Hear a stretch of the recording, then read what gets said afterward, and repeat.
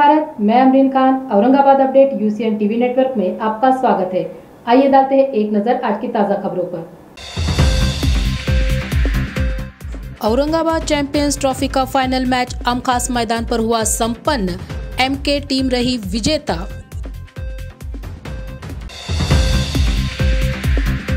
EVM को विरोध करने वाले उपोषणकर्ता को मिला चंद्रकांत खैरे का समर्थन। बैलेट पेपर पर चुनाव की चंद्रकांत खैरे ने की मांग। परंपरा रहे कायम, जिस दिन का बाजार है वो उसी दिन भरेगा, एडवोकेट अभय टाकसाल का है कहना। डिविजनल कमिश्नर ऑफिस के सामने तहसीलदार तथा नायब तहसीलदारों का ग्रेड पे के लिए एक दिन का छुट्टी आंदोलन। इलेक्ट्रिकल कंपनी के बोगस काम की जांच के लिए कैलाश बागुल का एमएससीबी ऑफिस के सामने आमरण उपोषण। यंग जनरेशन को नशे से दूर करके फिजिकल फिटनेस में रुचि बढ़ाने के उद्देश्य से सिटी लेवल पर Aurangabad champions trophy season 2 cricket match का आयोजन शहर के आमखास मैदान पर किया गया था। 16 टीमों ने इस मैच में हिस्सा लिया था। इस मैच में पहला इनाम 30,000 रुपयों का सिल्क मिल कॉलोनी के एमके टीम ने जीता है। गलत आदतों से और नशे से युवा दूर रहे, इसीलिए युवाओं के लिए ये प्लेटफॉर्म दिया गया है। अगले महीने में आईजीपीएल सेकंड सीजन होने वाला है। इस मैच को देखने के लिए शहर से ही नहीं बल्कि पूरे मराठवाड़ा से लोग आएंगे। ये जानकारी एमआईएम नेता नासिर सिद्दीकी इन्होंने मीडिया को दी। इस मैच का आयोजन करने में दाऊद अली खान, मुजाहिद खान, नासिर खान, तैयब पटेल, मुस्तफा खान और अन्य लोगों ने परिश्रम लिया है। औरंगाबाद चैंपियन ट्रॉफी में जो सीजन 2 का ट्रॉफी मैच चल रहा है मैच आज, तो पुलिस की टीम और दूसरी हमारी जो भाई बहन टीम है दूसरी तो दो एमके डेवलपर दोनों टीमों को मुबारकबाद दूंगा कि एक अच्छा गेम पब्लिक जो देखने आई है उनको देखने मिले। और दो ऑर्गेनाइज जो अच्छा जितना बढ़िया ऑर्गेनाइज किया है वो मुबारकबाद के हकदार है, उन्हें मैं मुबारक देता हूँ। देखिए, आज औरंगाबाद के ऐतिहासिक ग्राउंड आमखास के ऊपर औरंगाबाद चैंपियंस ट्रॉफी का फाइनल खेला गया, जिसके अंदर मैं समझता हूँ कि इस टूर्नामेंट में टोटल 16 टीमों ने हिस्सा लिया था। और इसको कामयाब बनाने के लिए मुजाहिद भाई, सलीम भाई और हमारे दाऊद अली खान साहब और इनकी पूरी टीम ने बहुत मेहनत की यहाँ पे। और आज अल्हम्दुलिल्लाह ये सक्सेसफुल टूर्नामेंट का आज यहाँ पे इख्तिताम अमल में आया। मैं समझता हूँ कि ये एक स्पोर्ट्स है और आज स्पोर्ट्स के अंदर बहुत सारे बच्चे हिस्सा ले रहे हैं। ये प्लेटफॉर्म मुहैया करवाने का एक ही मकसद है कि गलत आदतों से, नशे से जो है तो हमारे नौजवान दूर रहे, ताकि हमारा शहर, हमारा समाज, हमारा माशरा, हमारा मुल्क सेहतमंद रहे। इसी वजह से ये टूर्नामेंट ऑर्गेनाइज़ किए जाते हैं। और जैसा कि आप देख रहे हैं, माजिद भाई पॉपुलर और तैयब पटेल साहब, मुस्तफ़ा खान साहब और शहर के कई ऐसे बड़े जिम्मेदारान हैं जो इसके अंदर बढ़ चढ़ के हिस्सा लेते हैं, ताकि नौजवानों की हौसला अफजाई की जाए और बुरी आदतों से दूर रखा जाए। देखिए, मेरे ख्याल से अगले महीने में इंशाल्लाह आईजे फेस्ट का जो सेकंड सीज़न है वो भी होने जा रहा है और उसके अंदर भी बड़ी बड़ी टीमें, बड़े बड़े प्लेयर्स और बड़ा अच्छे मैचेस देखने को यहाँ पर मिलेंगे औरंगाबाद वालों को। और मैं समझता हूँ कि उसके अंदर मराठवाड़ा से भी लोग देखने को आएंगे। काफ़ी अच्छा टूर्नामेंट रहेगा, इसी उम्मीद करता हूँ इंशाल्लाह। उद्देश्य यही रहता है और मैसेज भी रहता है कि बच्चे नशे से बचे। जो आज नशे का माहौल है वो स्पोर्ट्स से क्या होता है, स्पोर्ट्स में खेलना पड़ता है और जो नशे वाला बच्चा है वो खेल नहीं सकता। तो इसका मेन उद्देश्य ये रहता है कि बच्चे नशे से दूर रहे, जिससे अपने माशरे को फ़र्क पड़ता है। हाँ, ये बात तो सही कही है, मगर इसके लिए जो टूर्नामेंट्स हो रहे हैं इसके अंदर तकरीबन किट्स, बैट, बॉल, फ्रेंचाइजी जो रहता है वो हर चीज़ मुहैया कराता है बच्चे को।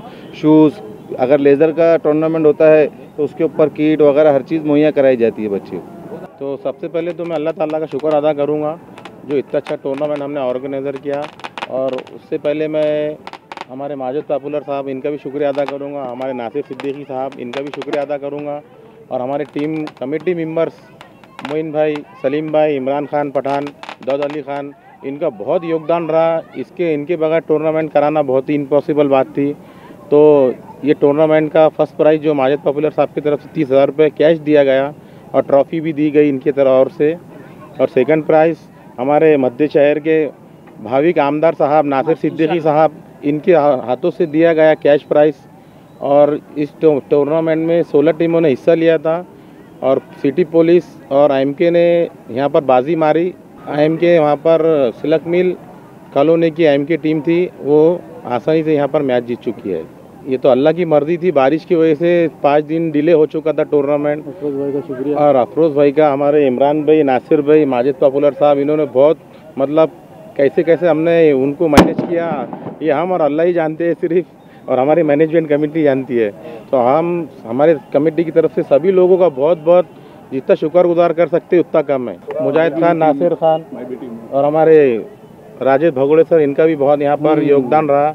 हमारे आजम सर, अल्ताफ़ सर, हमारे कमेंटेटर आसिफ अहमार सर, राशिद भाई, जितने भी हमारे मैनेजमेंट में थे, हम उनका शुक्रिया अदा करेंगे।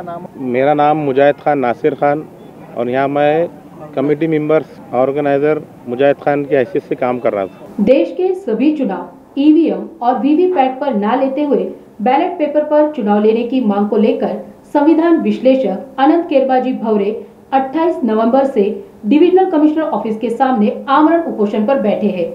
ईवीएम मशीन के द्वारा चुनाव नहीं लेने चाहिए, इस बात का समर्थन शिवसेना नेता चंद्रकांत खैरे इन्होंने भी किया है। ईवीएम मशीन में छेड़छाड़ करके चुनाव के नतीजे बदले जा सकते हैं, इसकी आशंका भी चंद्रकांत खैरे इन्होंने जताई। परंतु हे सरकार त्या ठिकाणी त्यांच्या फेवरमध्ये, हे आपल्या फेवरमध्ये नाही, ते त्यांच्याच फेवरमध्ये आहे, म्हणजे बसू नये करा। मी या ठिकाणी तुम्हाला सांगतो, फक्त एक 16-17 कंट्रीमध्ये फक्त हे चालू आहे। बाकी मोठ्या मोठ्या देशामध्ये, अमेरिका असेल, ब्रिटन असेल किंवा बाकी युरोपचे मोठे कंट्री आहे, तिथे हे आजही बॅलेट पेपरवर आहे। ज्यांनी निर्माण केलेले आहे, ज्यांनी निर्माण केलेलं आहे, तिथे ते अजिबातच त्यांच्या कंट्रीमध्ये हे बॅलेट पेपरवरच चालतं, याच्यावर नाही चालत। मी तुम्हाला सांगतो की इलेक्ट्रॉनिक्समध्ये आता आपला फोन आपण घेतो आहे, मी तुमच्याशी बोललो आणि समजा काही माझं हॅक केलं असेल तर ते काय बोललो आपण ते सगळं त्यांना कळतं, तिथे माणूस असतो बस होता। आज सगळं हे असताना इलेक्ट्रॉनिकमध्ये त्या ठिकाणी खूप घोटाळे व्हायला लागले। आणि मी मागे पूर्व विदर्भाच्या दौऱ्यात गेलो होतो, त्यावेळेस मी नागपूरमध्ये अशी चर्चा केली, तर नागपूरच्या काही लोकांनी मला सांगितलं, साहेब तुम्ही हा प्रश्न आता उपस्थित करा। आणि म्हणून मी उपस्थित करताना मी स्पष्ट नाव घेतलं होतं की ज्यावेळेस यांचा एक म्हणजे एक अशी एक खोली असते, ती आपण त्याला वॉर रूम म्हणू, ते वॉर रूममध्ये समजा आता इथे वॉर रूम लावून तयार केली, तर ती वॉर रूममध्ये आणि त्या कनेक्शन नसतं कुठे कलेक्टर ऑफिसमध्ये जे मतदानाची लाईन लागलेली तिथे, मग समजा आता नंदकुमार घोडेले यांनी त्या ठिकाणी तिचा नंबर आला त्याचा, मग त्यांनी कोणाला मतदान केलं हे त्या वॉर रूममधून त्या ठिकाणी सॅटेलाईटमध्ये समजतं। ही खरी घडलेली घटना आहे आणि त्यामध्ये काही पुण्यामधले काही लोक त्या ठिकाणी हे याच्यावर संशोधन करतात, ते मला येऊन भेटले पण होते, त्यांनी सगळं सांगितलं पण होतं असं असं आहे। आणि बाकीच्या इतर ठिकाणीसुद्धा हे सगळं आता चाललं आहे। आता इतकं म्हणजे सुधारित राज्य कंट्री आहे, तिथे आता हे बंद झालं, त्याच्यामुळे तर आपल्या इथं काय कशाला ठेवायचं? बरोबर सर, आता त्या ठिकाणी आम्हाला हे वाटतं की कोणत्याही परिस्थितीमध्ये बॅलेट पेपरनी निवडणुका घेतल्या पाहिजे। बॅलेट पेपरच्या निवडणुका घेताना 2-2, 3-3 दिवस काउंटिंगला बसावं लागतं, हा आता आपलं कर्तव्य आहे। त्याच्यासाठी जर समजा तुम्ही असं करत असेल तर फायदा दुसऱ्याच होतो। आज या ठिकाणी म्हणजे आमचा राग तर त्या ठिकाणी भारतीय जनता पार्टीवर आहेच की त्यांच्या ते ह्या ज्या वॉर रूम असतील किंवा इलेक्ट्रॉनिक आणि सगळ्या दृष्टिकोनातून त्यांचे अनेक जण काम करत आहेत, आणि म्हणून अनेक जण काम करून त्या ठिकाणी आता तिन्ही राज्याच्या निवडणुका जे जिंकल्या असेल त्यांनी, हे मोठ्या मोठ्या राज्याच्या, त्यामध्ये मग आम्ही जर असा प्रश्न विचारला तर म्हणजे मग इथे का नाही झालं हैदराबादला, तर हैदराबादला का नहीं झालं म्हणजे त्याच्यानंतर हैदराबादला यांचे उम्मीदवारच नव्हते जास्त। ईवीएम के खिलाफ मुद्दा उठेगा और उसके बाद में उनको तय करना ही पड़ेगा, क्योंकि अभी सभी लोगों ने, सभी नेताओं ने, अपोजिशन के सभी नेताओं ने कहा कि ये ईवीएम के बारे में बिल्कुल ये ईवीएम के माध्यम से चुनाव नहीं होना चाहिए। आज माननीय आदरणीय चंद्रकांत खैरे सर या ठिकाणी माझ्या उपोषणाला स्थळी भेट देण्यासाठी आलेले आहेत आणि विशेष म्हणजे त्यांनीसुद्धा त्यांच्या पक्षातर्फे आणि इंडिया आघाडीतर्फे त्यांनी ही पण मागणी उचलून धरलेली आहे आणि येणाऱ्या 6 डिसेंबरच्या इंडियाच्या बैठकीमध्ये त्यांनी ही सूचना त्या ठिकाणी करणार आहेत आणि त्या ठिकाणी चर्चा होणार की ईव्हीएम हटाव लोकशाही बचाव ही मागणी परिपूर्णरित्या संपूर्ण देशासाठी, लोकशाहीसाठी आणि सामान्य जनतेसाठी फार मोठी आशादायक या ठिकाणी घटना घडलेली आहे आणि त्या माध्यमातून सैरांनी जे आश्वासित केलं आणि या उपोषणाला पाठिंबा दिला त्याबद्दल मी त्यांचे आणि त्यांच्या पक्षाचे आणि सर्व त्यांच्या पदाधिकाऱ्यांचे मी अभिनंदन करतो.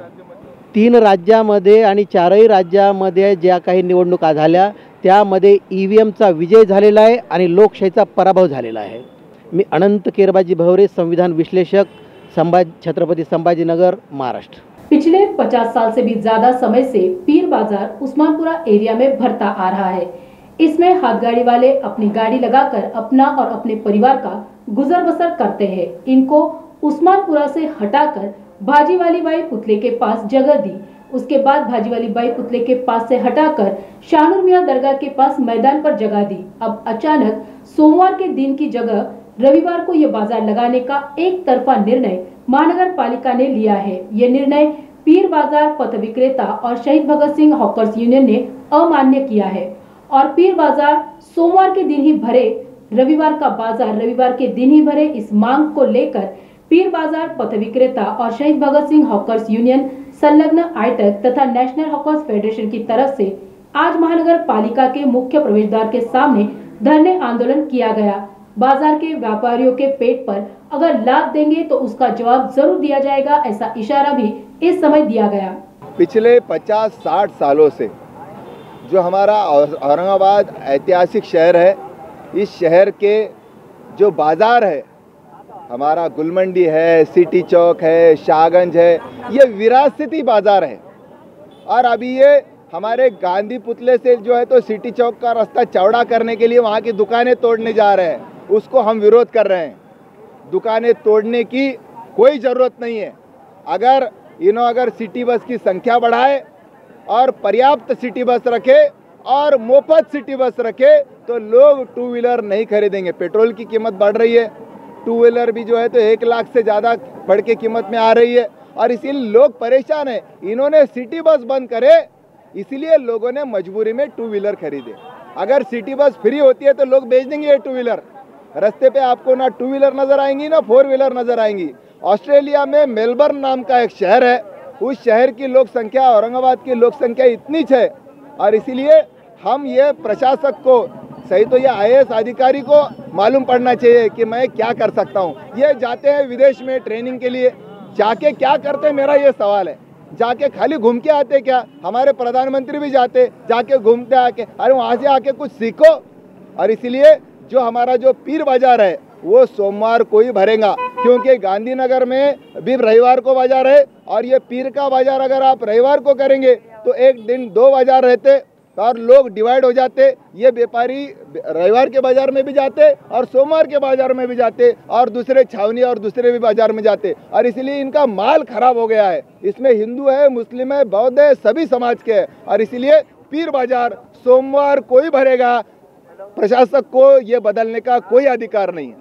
अगर ये पीर बाजार सोमवार को ही नहीं रखा गया तो हम ये बाजार महानगर पालिका के कार्यालय के सामने भराएंगे. अगर यहाँ पर भी नहीं भरने दिया तो जी श्रीकांत के घर के सामने भराएंगे. ये हम इशारा देते हैं. और ये वार बदलने से, दिन बदलने से बहुत नुकसान हो गया. पहले ही धंधा नहीं होता है. ये गरीबों को देने वाले, गरीबों को बेचने वाले, बाजार में कोई अमीर आदमी नहीं जाता. अमीर आदमी मॉल में जाता है, गरीब आदमी ये सब बाजारों में जाता है, वहाँ पे मोल भाव होता है. शाम के टाइम गए तो सस्ता भी मिलता है और इसीलिए ये जो बाजार है हमारे गरीबों के लिए सहूलती बाजार है. और इसीलिए छावनी का बाजार, रविवार का बाजार और पीर बाजार, ये बाजार जो है ये हमारे गरीबों को जिंदा रखने वाले बाजार है और इसीलिए उनका भी नुकसान हो गया और ये व्यापारियों का भी नुकसान हुआ है. लाखों रुपए का नुकसान हो गया और इन्होंने पहले मीटिंग लेना चाहिए था. शहर पथ विक्रेता समिति की मीटिंग होना चाहिए थी. वो मीटिंग में उन्होंने प्रस्ताव रखना चाहिए था. हम अगर मंजूरी देते तो तभी होता था. ये उन्होंने नहीं करे. उनको कानून पढ़ने को किताब भी दिया था हमने, वो किताब पढ़ो. आज भी हम बोलेंगे अगर आज के आंदोलन के बाद अगर उन्होंने ये मांग पूरी नहीं करी तो हमको अगला कदम उठाना पड़ेगा. मेरे उनसे हाथ जोड़ के गुजारिश है, हमको कोई शौक नहीं है आपके खिलाफ बात करने का. आप अगर हमारी पूंछ पे पैर देंगे तो जवाब तो मिलेगा. आप हमारे अगर गर्दन पे पैर देंगे तो जवाब तो मिलेगा, आप अगर हमारे पेट पे लात मारेंगे तो जवाब तो मिलेगा। यही हम कहना चाहते हैं। मैं एडवोकेट कॉमरेड अभय टकसाल, शहीद भगत सिंह हॉकर्स यूनियन का अध्यक्ष हूँ। खबरें अभी और भी है, वक्त हो रहा है एक छोटे से ब्रेक का। मिलते हैं ब्रेक के बाद। रिलायबल इंटरनेट की है तलाश तो जुड़िए यूसीएन ब्रॉडबैंड के साथ, जहां मिले आपको 10 MBPS से 1000 MBPS हाई स्पीड इंटरनेट। शुरुआती पैकेज सिर्फ 250 रुपए से, पर चलाना है घर का हर डिवाइस एक ही स्ट्रीमलाइन कनेक्शन के साथ, तो सजेशन है हमारा, चुनिए minimum 100 MBPS truly unlimited plan. Choice आपकी, सर्विस हमारी। UCN broadband, let's get connected. Break के बाद फिर एक बार आपका स्वागत है। नायब तहसीलदार राजपत्रित क्लास 2 ग्रेड पे की मांग के लिए जिले के सभी तहसीलदार और नायब तहसीलदार एक दिन के छुट्टी आंदोलन पर बैठेंगे। इस मांग का निवेदन महाराष्ट्र राज्य तहसीलदार तथा नायब तहसीलदार संगठन की ओर से डिविजनल कमिश्नर को दिया गया। डिविजनल कमिश्नर ऑफिस के सामने आज एक दिन की छुट्टी आंदोलन महाराष्ट्र राज्य तहसीलदार तथा नायब तहसीलदार संगठन की ओर से किया गया। 18 दिसंबर तक अगर मांग पूरी नहीं हुई तो 28 दिसंबर से पूरे महाराष्ट्र राज्य में काम बंद आंदोलन का इशारा इस समय दिया गया। जो नायब तहसीलदार क्लास 2 गैजेट क्लास 2 पोस्ट है, वहाँ पे 4800 सब लोगों को, सब ऑफिसर जो है गैजेट क्लास 2 उनको 4800 ग्रेड पे है। लेकिन महाराष्ट्र में जो नायब तहसीलदार है उनको गैजेट क्लास 2 होने के बावजूद भी वो 4300 ग्रेड पे है। वो 4800 करने के लिए हमारी मांग है। अभी GR पॉजिटिव है, महसूल मंत्री जी, माननीय उप मुख्यमंत्री जी इस बारे में पॉजिटिव है, लेकिन वो जो वित्त विभाग से GR निकालना चाहिए था वो अभी तक निकला नहीं है। अभी 18 दिसंबर को हम एक बार याद कर देंगे, फिर 28 दिसंबर तक जब GR नहीं निकलेगा तो इसके बाद भी हम काम बंद आंदोलन करेंगे पूरे राज्य में। स्वरूप कंकाल, तहसीलदार खुलताबाद, जिला अध्यक्ष तहसीलदार नायब तहसील संगठन छत्रपति संभाजीनगर। किरण इलेक्ट्रिकल्स इस कंपनी ने किए बोगस काम की जांच करके कानूनी कार्रवाई करने की मांग का निवेदन कैलाश कड़ुबा बागुल, रहने वाले स्वामी समर्थ नगर, लाड़गांव रोड, वैजापुर, इन्होंने महावितरण कंपनी के सह व्यवस्थापकीय संचालक को दिया है तथा मांग पूरी होने तक कैलाश बागुल आमरण उपोषण पर बैठे हैं। कॉन्ट्रॅक्टर आणि जे अधिकारी यांची जे सावळा गोंधळ चालू आहे तो उघडकीस केला आहे। तर मी ज्या कामाचा अधीक्षक अभियंता ग्रामीण यांना मी तक्रार केली होती, त्या तक्रारीच्या अनुषंगाने त्यांनी अहवाल पण सादर केलेला आहे। पण मी त्या तक्रारीमध्ये असं सांगितलं होतं की काम पूर्ण न करता त्या ठेकेदाराला आपल्या अधिकाऱ्यांनी बिल का दिले, काम पूर्ण न करता त्या अधिकाऱ्यांनी संबंधित ठेकेदाराला कामाचं बिल का दिलं त्याची मी तक्रार केली होती। पण त्यांचा अहवाल मला मिळाला आहे, पण त्या अहवालामध्ये त्यांना बिल का दिले आणि दिले नाही याचा खुलासा त्यांनी केलेला नाही आहे। त्याच्यामुळे मी आज या ठिकाणी प्रादेशिक कार्यालयासमोर महावितरण इथं बसलेलो आहे। जोपर्यंत त्याच्यावर कारवाई होत नाही तोपर्यंत मी इथं उपोषण माझं चालू राहणार आहे। त्यांनी कृषी ग्राहकाचे वीज जोडणीचे काम घेतलेलं होतं।